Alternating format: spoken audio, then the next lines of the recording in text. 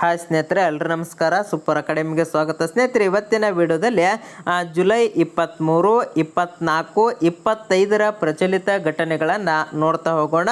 ಆದ್ದರಿಂದ ವಿಡಿಯೋನ ಕೊನೆಯ ತನಕ ನೋಡಿ. ಹಾಗೆ ನಮ್ಮ ವಾಟ್ಸಪ್ ಮತ್ತು ಟೆಲಿಗ್ರಾಮ್ ಗ್ರೂಪಿಗೆ ಜಾಯ್ನ್ ಆಗಿಲ್ಲ ಅಂದರೆ ಜಾಯ್ನ್ ಆಗ ಲಿಂಕ್ ಡಿಸ್ಕ್ರಿಪ್ಷನ್ದಲ್ಲಿ ಇರ್ತಕ್ಕಂಥದ್ದು. ಇವತ್ತಿನ ಮೊದಲನೆಯ ಪ್ರಶ್ನೆ, ಇತ್ತೀಚೆಗೆ ನ್ಯಾಟೋ ಶೃಂಗಸಭೆ 2026 ಯಾವ ದೇಶದಲ್ಲಿ ನಡೆಯಿತು? ನೋಡಿ, ಈ ನ್ಯಾಟೋ ಶೃಂಗಸಭೆ ಅಂತಕ್ಕಂಥದ್ದು 2026ರಲ್ಲಿ ಇದು ಟರ್ಕಿಯಲ್ಲಿ ನಡೆದಿರ್ತಕ್ಕಂಥದ್ದು. ನೋಡಿ, ಆಪ್ಷನ್ ಬಿ ಸರಿಯಾಗಿರ್ತಕ್ಕಂಥದ್ದು. ಈ ನ್ಯಾಟೋ ಶೃಂಗಸಭೆ ಅಂತಕ್ಕಂಥದ್ದು 2026 ದಿನಾಂಕ 2026 ಜುಲೈ 7 ಮತ್ತು 8ರಂದು ಈ ಸಭೆ ನಡೆದಿರ್ತಕ್ಕಂಥದ್ದು. ಇದನ್ನು ಆತಿಥ್ಯವನ್ನು ವಹಿಸಿರ್ತಕ್ಕಂಥ ದೇಶ ಯಾವುದಪ್ಪ ಅಂದ್ರೆ ಇಲ್ಲಿ ಟರ್ಕಿ ದೇಶ ಅಂತಕ್ಕಂಥದ್ದು. ಇಲ್ಲಿ ಟರ್ಕಿ ದೇಶದ ನಗರ ಯಾವುದಪ್ಪ ಅಂದ್ರೆ ಇಲ್ಲಿ ಅಂಕೇರಾ ಅಂತಕ್ಕಂಥ ನಗರದಲ್ಲಿ ನಡೆದಿರ್ತಕ್ಕಂಥದ್ದು. ಈ ಸಂಘಟನೆ ಉತ್ತರ ಅಟ್ಲಾಂಟಿಕ್ ಒಪ್ಪಂದ ಸಂಸ್ಥೆ ಅಂತಕ್ಕಂಥದ್ದು. ಸ್ಥಾಪನೆ ಈ ನ್ಯಾಟೋ ಅಂತಕ್ಕಂಥದ್ದು ಯಾವಾಗ ಸ್ಥಾಪನೆ ಆಯಿತು ಅಪ್ಪ ಅಂದರೆ ಇಲ್ಲಿ 4 ಏಪ್ರಿಲ್ 1949ರಂದು ಸ್ಥಾಪನೆ ಆಗಿರ್ತಕ್ಕಂಥದ್ದು. ಇದರ ಒಂದು ಪ್ರಧಾನ ಕಚೇರಿ ಎಲ್ಲಿದೆಯಪ್ಪ ಅಂದ್ರೆ ಇದು ಬೆಲ್ಜಿಯಂನಲ್ಲಿ ಕಂಡು ಬರ್ತದೆ. ಇದರ ಒಂದು ಸದಸ್ಯ ರಾಷ್ಟ್ರಗಳು ಎಷ್ಟು ಅಪ್ಪ ಅಂದ್ರೆ ಇಲ್ಲಿ 32 ಸದಸ್ಯ ರಾಷ್ಟ್ರಗಳು ಕಂಡು ಬರ್ತಕ್ಕಂಥದ್ದು. ನೋಡಿ, ಎಕ್ಸಾಮ್ ದೃಷ್ಟಿಯಿಂದ ಬಹಳ ಇಂಪಾರ್ಟೆಂಟ್ ಆಗಿರ್ತಕ್ಕಂಥ ಸ್ಥಾಪನೆಯಾಗಿದ್ದು ಕೇಳಿದ್ದಾನೆ. ಇದರ ಒಂದು ಪ್ರಧಾನ ಒಂದು ಕೇಂದ್ರ ಕಚೇರಿ ಕೇಳ್ತಕ್ಕಂಥ ಸಾಧ್ಯತೆ ಇದೆ. ಒಂದು ರಾಷ್ಟ್ರಗಳು ಎಷ್ಟು ಅಂತೇಳಿ ಕೇಳ್ತಕ್ಕಂಥ ಒಂದು ಚಾನ್ಸಸ್ ಇರ್ತಕ್ಕಂಥದ್ದು. ನೆಕ್ಸ್ಟ್ ಎರಡನೆಯ ಪ್ರಶ್ನೆ, ಈ ಕೆಳಗಿನ ಯಾವ ಕಾಲುವೆಗಳು ಭಾರತದ ಇಂದಿರಾ ಪಾಯಿಂಟನ್ನು ಇಂಡೋನೇಷ್ಯಾದಿಂದ ಬೇರ್ಪಡಿಸುತ್ತದೆ? ನೋಡಿ, ಇಲ್ಲಿ ಗ್ರೇಟ್ ಚಾನಲ್ ಅಂತಕ್ಕಂಥದ್ದು. ನೋಡಿ, ಆಪ್ಷನ್ ಬಿ ಸರಿಯಾಗಿರ್ತಕ್ಕಂಥದ್ದು. ಈ ಗ್ರೇಟ್ ಚಾನಲ್ ಅಂತಕ್ಕಂಥದ್ದು ಇದು ಭಾರತ ಮತ್ತು ಇಂದಿರಾ ಪಾಯಿಂಟ್ ಮತ್ತು ಇಂಡೋನೇಷ್ಯಾದ ಸುಮತ್ರಾ ದ್ವೀಪದ ನಡುವೆ ಸಮುದ್ರವನ್ನು ಒಂದು ಕಾಲುವೆ ಆಗಿರ್ತಕ್ಕಂಥದ್ದು. ಇಂದಿರಾ ಪಾಯಿಂಟ್ ಅಂತಕ್ಕಂಥದ್ದು ಭಾರತದ ಅತ್ಯಂತ ದಕ್ಷಿಣದ ಒಂದು ತುತ್ತ ತುದಿ ಅಥವಾ ಭೂಭಾಗ ಆಗಿರ್ತದೆ. ನೋಡಿ, ಇಂದಿರಾ ಪಾಯಿಂಟ್ ಅಂತಕ್ಕಂಥದ್ದು. ಈ ಇಂದಿರಾ ಪಾಯಿಂಟ್ ಅಂಡಮಾನ್ ಮತ್ತು ನಿಕೋಬಾರ್ ದ್ವೀಪಗಳ ಗ್ರೇಟ್ ನಿಕೋಬಾರ್ ದ್ವೀಪದಲ್ಲಿ ಕಂಡು ಬರ್ತಕ್ಕಂಥದ್ದು. 2004ರ ಸುನಾಮಿಯ ನಂತರ ಇಂದಿರಾ ಪಾಯಿಂಟಿನ ಭೂಭಾಗದ ಒಂದು ಭಾಗ ಸಮುದ್ರ ಮಟ್ಟಕ್ಕಿಂತ ಕೆಳಗೆ ಇಳಿದಿರ್ತಕ್ಕಂಥದ್ದು. ನೋಡಿ, ಎಕ್ಸಾಮ್ ದೃಷ್ಟಿಯಿಂದ ಬಹಳ ಇಂಪಾರ್ಟೆಂಟ್ ಆಗಿರ್ತಕ್ಕಂಥದ್ದು. ಇನ್ನು ಕಕ್ಷೀಯ ದರ್ಜೆಯ ರಾಕೆಟ್ ಬೂಸ್ಟರನ್ನು ಮರಳಿ ಪಡೆದ ವಿಶ್ವದ 2ನೇ ದೇಶ ಯಾವುದು ಅಂತೇಳಿ ಇಲ್ಲಿ ಪ್ರಶ್ನೆ ಇರ್ತಕ್ಕಂಥದ್ದು. ಚೀನಾ ಅಂತಕ್ಕಂಥದ್ದು ವಿಶ್ವದ ಒಂದು 2ನೇ ದೇಶ ಆಗಿರ್ತದೆ. ಇಲ್ಲಿ ವಿಶ್ವದ ಮೊದಲ ದೇಶ ಯಾವುದಪ್ಪ ಅಂದ್ರೆ ಇಲ್ಲಿ ಅಮೇರಿಕ ಸಂಯುಕ್ತ ಸಂಸ್ಥಾನ ಅಂತಕ್ಕಂಥದ್ದು. 2ನೇ ದೇಶ ಚೀನಾ ಇರ್ತಕ್ಕಂಥದ್ದು. ಇಲ್ಲಿ ರಾಕೆಟ್ ಯಾವುದಪ್ಪ ಅಂದ್ರೆ ಇಲ್ಲಿ ಲಾಂಗ್ ಒಂದು ಮಾರ್ಚ್ ಅಂತಕ್ಕಂಥ 10B ಅಂತಕ್ಕಂಥ ಒಂದು ರಾಕೆಟಿನ ಒಂದು ಹೆಸರಾಗಿರ್ತದೆ.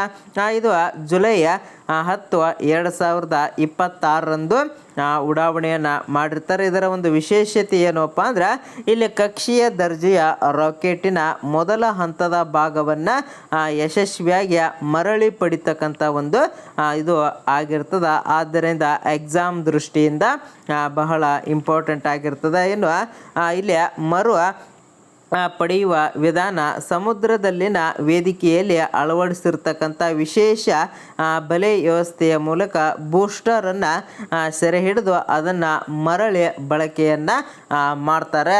ಇಲ್ಲಿ ಇದರ ಪ್ರಾಮುಖ್ಯತೆ ಏನಪ್ಪ ಅಂದ್ರೆ ಮರುಬಳಕೆ ಮಾಡಬಹುದಾದ ರಾಕೆಟ್ ತಂತ್ರಜ್ಞಾನದಲ್ಲಿ ಚೀನಾ ಅಂತಕ್ಕಂಥದ್ದು ಮಹತ್ವದ ಒಂದು ಸಾಧನೆಯನ್ನು ಮಾಡಿರ್ತಕ್ಕಂಥದ್ದು. ಒಟ್ಟಿನಲ್ಲಿ ಇತ್ತೀಚೆಗೆ ಮರುಬಳಕೆ ಮಾಡ್ತಕ್ಕಂಥ ಒಂದು ವ್ಯವಸ್ಥೆ ಇರುವುದರಿಂದ ಇದು ಇಂಪಾರ್ಟೆಂಟ್ ಆಗಿರ್ತದೆ.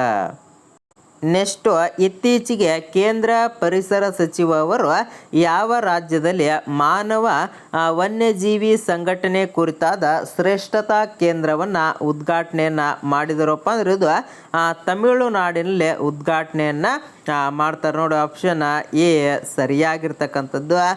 ತಮಿಳುನಾಡಿನ ಕೊಯಿಮುತ್ತೂರಿನಲ್ಲಿ ಇದನ್ನು ಉದ್ಘಾಟನೆ ಮಾಡ್ತಾರೆ ನೋಡಿ. ಸ್ಥಳ ಕೂಡ ಕೇಳ್ತಕ್ಕಂಥ ಚಾನ್ಸಸ್ ಇರುತ್ತೆ. ಇಲ್ಲಿ ಉದ್ಘಾಟಿಸಿದವರು ಯಾರಪ್ಪ ಅಂದ್ರೆ ಇಲ್ಲಿ ಕೇಂದ್ರ ಪರಿಸರ ಮತ್ತು ಅರಣ್ಯ ಹವಾಮಾನ ಬದಲಾವಣೆ ಸಚಿವರಾಗಿರ್ತಕ್ಕಂಥ ಭೂಪೇಂದ್ರ ಯಾದವ್ ಅಂತಕ್ಕಂಥವ್ರು ಇದನ್ನು ಉದ್ಘಾಟನೆಯನ್ನು ಮಾಡ್ತಾರೆ.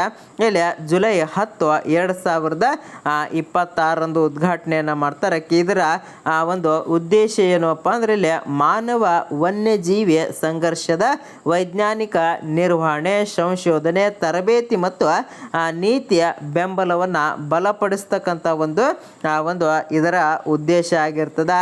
ಈ ಸಂದರ್ಭದಲ್ಲಿ ರಾಷ್ಟ್ರೀಯ ಮಾನವ ವನ್ಯಜೀವಿಯ ಸಂಘರ್ಷ ಒಂದು ಪೋರ್ಟಲ್ಗೆ ಕೂಡ ಇವರು ಚಾಲನೆಯನ್ನು ನೀಡಿರ್ತಾರೆ ನೋಡಿ. ಇತ್ತೀಚೆಗೆ ಡಿಜಿಟಲ್ ಅಂತಕ್ಕಂಥದ್ದು ಎಲ್ಲದರಲ್ಲೂ ಕೂಡ ಡಿಜಿಟಲೀಕರಣ ಆಗ್ತಾ ಇರೋದರಿಂದ ಇದರ ಒಂದು ಪೋರ್ಟಲ್ಗೂ ಕೂಡ ಚಾಲನೆಯನ್ನು ನೀಡಿರ್ತಾರೆ. ನೆಕ್ಸ್ಟ್ ಮುಂದಿನ ಪ್ರಶ್ನೆ, ಫಾರ್ಚೂನ್ ಇಂಡಿಯಾ ಅತ್ಯಂತ ಪ್ರಭಾವಶಾಲಿ ಮಹಿಳೆ ಗೌರವವನ್ನು ಪಡೆದವರು ಯಾರಪ್ಪ ಅಂದ್ರೆ ಇಲ್ಲಿ ನೀತಾ ಅಂಬಾನಿ ಅಂತಕ್ಕಂಥವ್ರು ಈ ಗೌರವವನ್ನು ಪಡಿತಾರೆ ನೋಡಿ.